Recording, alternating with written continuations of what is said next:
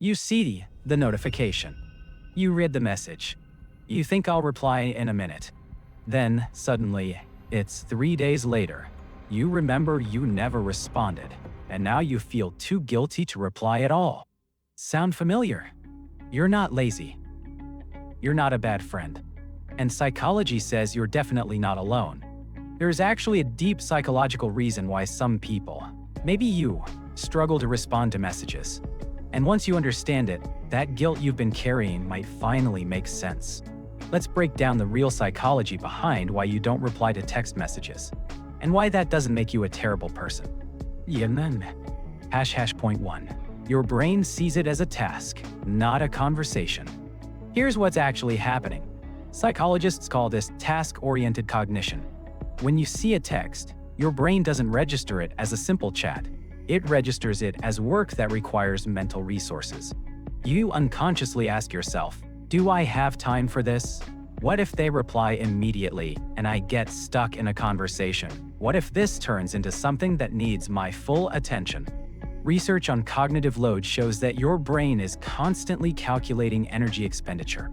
And if you're already mentally drained from work, decisions, or life stress, your brain literally postpones the task until you have more capacity. So when people say it's just a text, it takes 5 seconds, your brain knows it's not that simple. It's emotional labor. It's attention. It's engagement. And right now, you might not have that to give. This isn't avoidance. It's self-preservation. Point 2. You're scared of getting it wrong. If you're someone who overthinks, this one will hit hard. Psychology calls this response anxiety, the fear that your message will be misinterpreted, come across wrong, or damage the relationship. Your brain goes into overdrive. Should I be more enthusiastic? Less? Is this emoji too much? Too little? Will they think I'm mad if I keep it short? Will they think I'm trying too hard if I write too much? Studies on perfectionism show that people with high emotional intelligence often experience this intensely. You're not just sending words, you're managing expectations, reading between lines, and trying to predict how every sentence will land. So you wait for the perfect response. You draft it mentally 10 times. And by the time you're ready to send something, so much time has passed that now you feel awkward about the delay. So you wait even longer. It's a psychological trap. Point 3. Texting drains your social battery faster than people think. Here's something most people don't understand.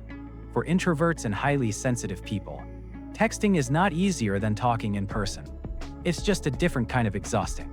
Psychologists call this asynchronous communication fatigue. Because here's the problem, in-person conversations end. Texting never does. There's always the expectation that you're available, that you'll respond, that the conversation continues indefinitely.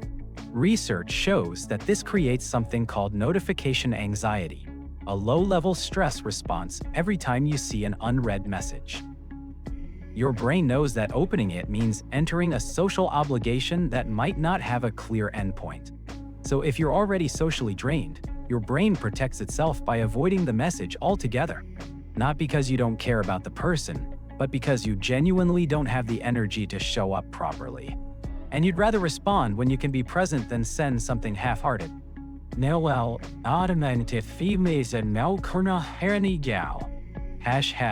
Point 4. You process connection differently. Here's where it gets interesting. Some people maintain closeness through constant contact, but psychology shows that others, maybe you, have secure relational permanence. This means you don't need frequent communication to feel connected. You can go weeks without talking to someone you love, and the relationship feels unchanged when you reconnect. You don't question whether they still care. You just trust the bond exists.